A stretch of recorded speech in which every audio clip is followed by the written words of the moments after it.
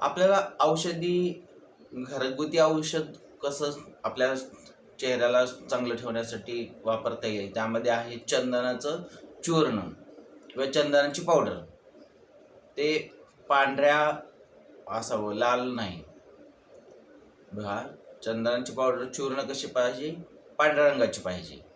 नैसर्गिक रित्या त्वचेला आपल्या रंध्र असतात, छिद्र असतात, त्याचा समतोल बनवण्याचं काम, त्वचेवरचं डाग घालवण्याचं काम, त्याबरोबर त्वचेवर थोडासा थर आणि सुगंध शिल्लक राहतो. यामुळं सुमारे 40 सेकंदापर्यंत ओली सहाण आहे, त्या सहाणेवर चंदन उगाळा आणि चंदनासाठी पण स्वतंत्र सहाण वापरा.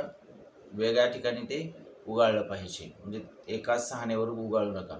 झोपण्यापूर्वी जर रोज रात्री चेहऱ्यावर चंदनाचा जर लेप लावला तर मुरमावर आणि तारुण्यपिटिकांवर, त्याबरोबर तेलकट भागांवर थोडा अधिक लेप लावला तर त्याचा फायदा होतो.